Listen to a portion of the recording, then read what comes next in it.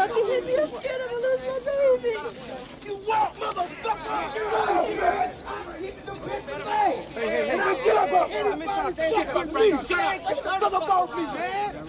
what the fuck you doing? You talking to me, man? Who the fuck you think you are, huh? You like to beat up on fucking women, is that it?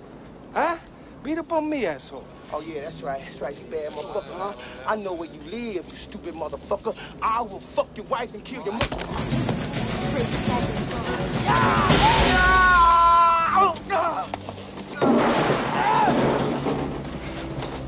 Gino, you son of a bitch!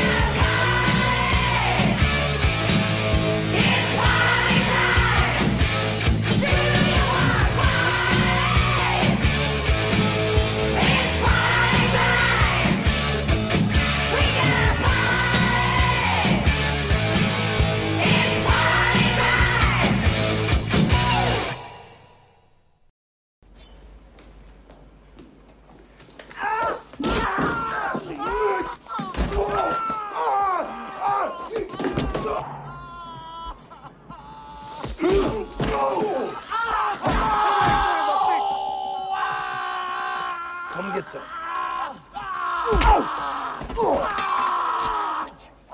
Bust his head!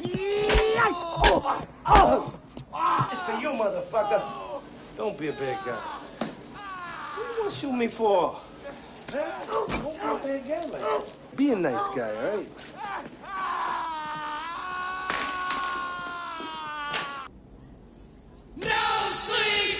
Holy awesome fuck, Steven Seagal is out for justice, and nothing will stand in his way. Steven Seagal is not made of flesh and blood, but of intensity and awesomeness. Out for Justice is the kind of movie that in Hollywood is referred to as a vehicle, which is a film that is built around an actor. This movie was made for the sole purpose of letting people know that Steven Seagal is the baddest motherfucker who ever lived. He really gets to shine in it, being a totally badass cop, Aikidoing and shooting bad guys, all while maintaining an Italian-American accent. Are you alright? No, I'm not alright. I'm fucking like this. What do you think? He was my best friend.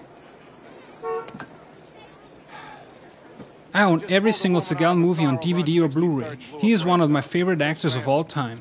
He always plays smart, macho, larger-than-life characters who can never be beaten. He's charismatic, good-looking, and has an amazing screen presence. The badassity and awesomeness of Steven Seagal can hardly be put in words. If he stares into a woman's eyes for too long, she could become pregnant. I'll feed you every dope digging dive he's got. But let me do it my way. You just give me an unmarked and a shotgun, alright? If you're having trouble wrapping your head around how awesome Seagal is, just imagine Charles Bronson and Chuck Norris once adopted a child together and John Wayne was the grandpa. Kinda like Modern Family, only infinitely better. In an interview held early during production, Seagal described Out for Justice like this: a wonderful character piece that's about friendship. Two guys who grew up together who find themselves on different sides of the law and then have to react to a personal tragedy. The tragedy being that the bad guy Richie kills Seagal's cop partner. And how do the two react? With violence, because violence is the only language that gets you results on the mean streets of Brooklyn. Luckily, Seagal is fluent in violence. The two of them bully people around a lot. Seagal does it to get to Richie, and Richie does it because he's an asshole. That's the plot of the movie. Richie has killed Seagal's partner and is now on a violent rampage, just for kicks. Seagal is respected by the whole neighborhood, in both the mob and the police. He even has friends in the mob, and now he's out to kill Richie and do whatever it takes to avenge his partner. Now Richie is a fucking crazy bad guy and high on cocaine throughout the entire movie. Marido è un pazzo. Aikido usava bagna sempre. Look how he reacts to this rather unfriendly female driver. Will you move the goddamn car? Richie, what are you doing? Richie, get in the fucking car! What the hell's the matter with you? He's gonna do it, man. I'm an asshole? Yeah. Huh?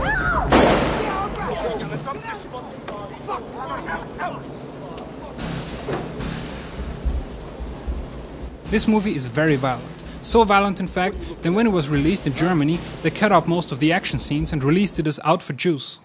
The premise of Out for Justice is very much like the one in The Dark Knight. You have an over-the-top, batshit crazy villain who is out for mayhem, and you have a law-enforcing hero who is also sort of a renegade and tries to minimize the damage. Only except for the fictional Gotham City, you have the very real and gritty Brooklyn, New York. And instead of the fictional character Batman fighting crime, you have the very real Steven Seagal. It'd be hard for me to say which of the two movies is better, but let me just say Batman never had the balls to rock a ponytail, and he also never talked to Gina Gershon like this. How you doing, Patty? I could still get it wet. How about you, Gina? Me? I can't believe you could still eat with that mouth. You probably wouldn't have guessed it so far, but Out for Justice is really much more of a serious crime drama than any other Seagal movie to date. When Seagal isn't fucking up bad guys, there is room for some character development and emotional scenes.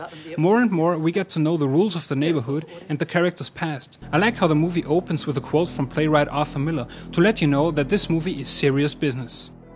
In an interview with the LA Times, held when they were shooting the movie in 1990, Seagal said that Out for Justice was his attempt to win an Oscar. He said, "In this film, audiences are going to see a performance they aren't expecting. Yeah, I could deliver an Academy Award performance, but I'm not kidding myself. Because I'm Steven Seagal, I will never get an Academy Award. This industry has already made up its mind about me." Personally, I don't get it why those Academy snobs weren't rethinking their opinion of Mr. Seagal's thespian abilities when they saw Out for Justice. You know, Vinny, I'm starting to get in a bad mood, you know? Maybe it's like a mood swing, my hormones, I don't know. You know, maybe it's my need to impose my will. But I want you to tell all the finokes in here to get up on the fucking table. Hey, non mi rompere I coglioni, eh? Vinny, tell them to get up on the fucking table. Are you totally fucking nuts or what? You could have killed somebody upstairs. But there ain't nobody upstairs. There's nobody upstairs. How would you know? Did you bust in a joint? I don't recall. And here's Seagal reacting to the news that his friend and partner was shot down in front of his wife and kids. Oh my God. Believe it or not, he wasn't even nominated, so who got the Oscar instead? Anthony Hopkins for his performance in Silence of the Lambs. Sure, both delivered captivating performances, but me, I would have given the Oscar to Seagal, along with the Oscar for Best Director, Best Costume Design, Best Documentary, and Best Ponytail. The credited screenwriter of Out for Justice is David Lee Henry, who also wrote the classic 80s movie Roadhouse and the rather sleazy Bronson movie called The Evil Dead Men Do. But Seagal once stated that he had completely rewritten the script. Arnold Copelson, a producer who won a Best Picture Oscar for Platoon and worked on Out for Justice with Seagal, said in an interview in 1991, "Every frame of this movie has Steven's imprimatur on it. He's a filmmaker." Since Seagal puts his imprint on all of his movies, writer Verne has cleverly pointed out that Seagal is kind of like what the French refer to as an auteur. You might want to Google that one. And you might want to buy a copy of Verne's book, Seagalogy, a study of the ass-kicking films of Steven Seagal while you're at it. The director of Out for Justice, John Flynn, was a great pick. He directed the classic Rolling Thunder, which Quentin Tarantino called his 5th favorite movie of all time, and even named his short-lived distributing company after it. Also Bestseller, Lock Up, and The Outfit, which were all really good movies too. Anybody see Richie? Fuck you. Anybody know why Richie did Bobby Lupo? John Flynn to me was a great director who understood that very often less is more. In my opinion, you don't need to make a movie storyline complex for it to be good or interesting, and you don't need the action to be all wild with lots of explosions to make it cool. Anybody see Richie? Anybody know why Richie did Bobby Lupo? Hey, fuckface, you want to get by me? There's only two things stopping you. Fear and common sense. And I'm gonna cut your fucking head off.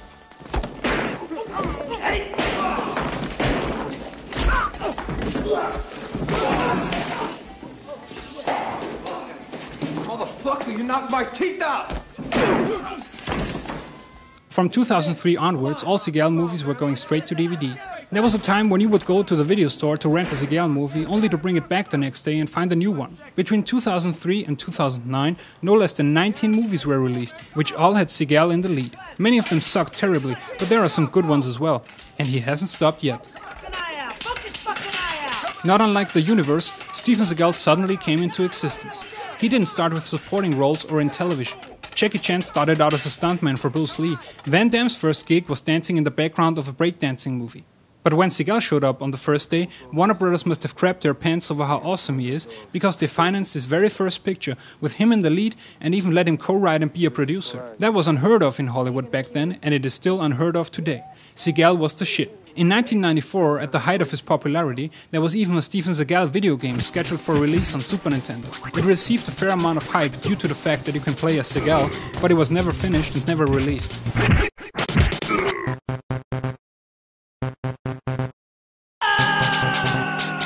One thing among many that makes Seagal movies special is his use of Aikido. I think Aikido is a kind of martial art that Steven Seagal invented when he was bored one day. He thought about ordering sushi, but then went to Japan instead to teach them his new awesome way of punching and throwing people to death. Aikido is Japanese and means I am Steven Seagal, you die now. Seagal can break whatever the fuck he wants, but mostly he breaks bones, windows and women's hearts. Seriously, the guy loves to break the bones of his many enemies. Seagal has broken more bones in his lifetime than Hugh Hefner has received blowjobs. He's the anti-calcium. As the saying goes, in the time it takes an angel to get its wings, Steven Seagal has already broken 17 people's arms.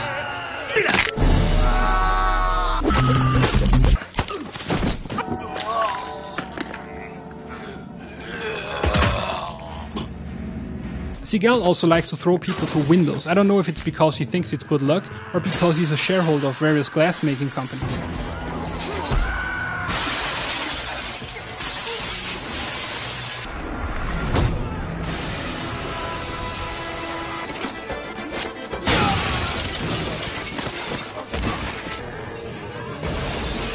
Speaking of broken glass, one time after reading a chapter of Verne Seagalogy, I gently threw it on the floor by my bed where my glasses were lying, and the book is so heavy it broke them. I swear I'm not making this up. Oh, hell no. Storm? I think I dropped something. You see anything on the street down there?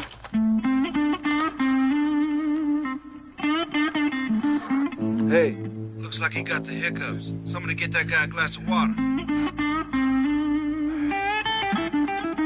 To mix things up a little, Seagal sometimes punches and kicks people into the balls. Like that guy who attacked Seagal in the grocery store. Not only does he get a meat cleaver slammed into his hand, Seagal also punches him in the nuts. It's like he's saying fuck you very much. Hey! I'm looking for 2 hot shots for backup. Anybody got the balls? Huh? Anybody got the balls? How about you, Paulie? You got the fucking balls? Yeah, I got the balls. Not anymore, you don't.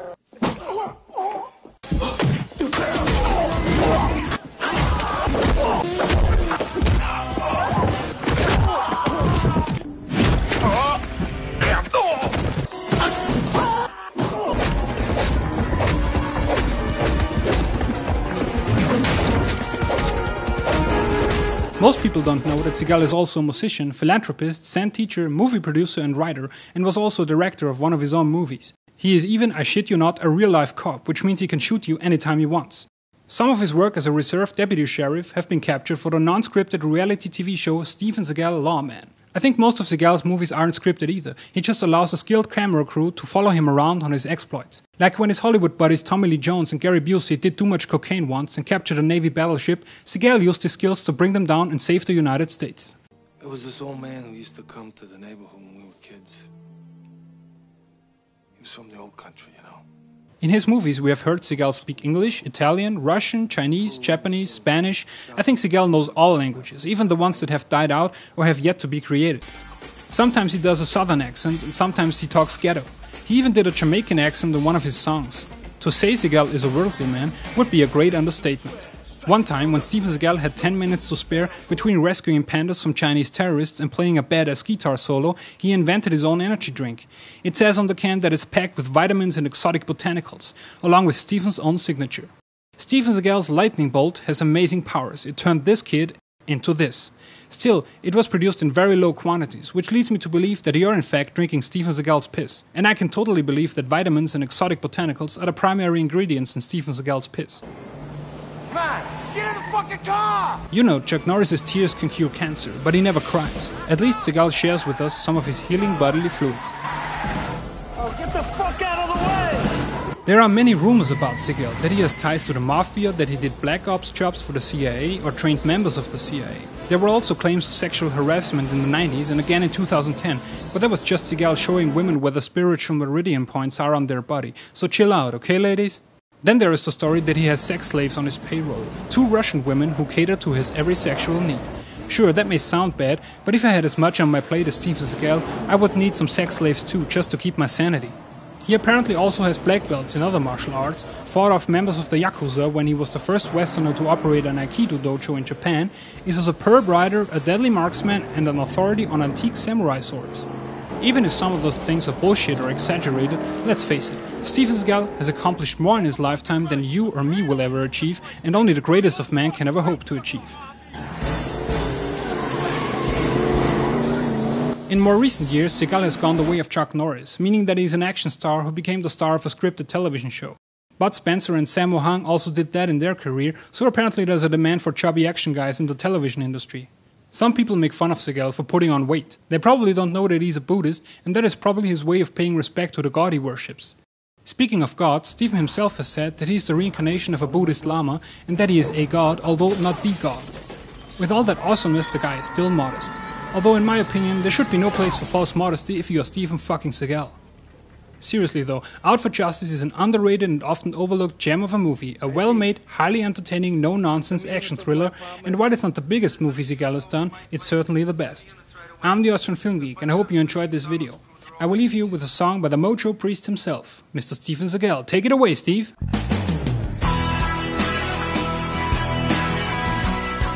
Everybody's seen Richie?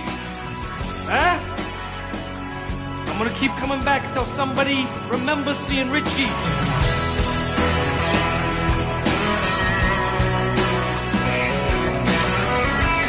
Wanna fuck?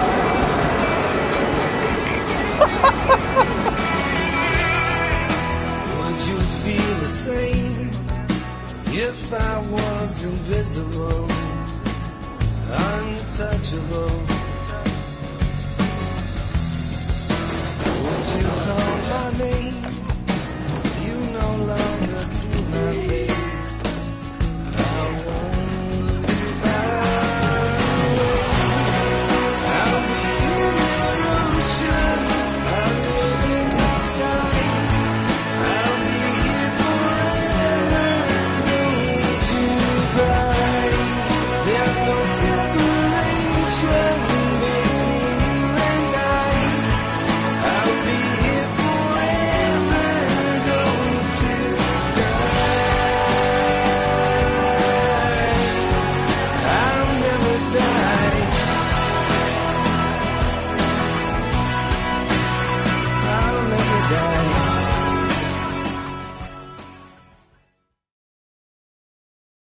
He is even, I shit you not, a real-life cop, which means he can shoot you anytime he wants. Some of his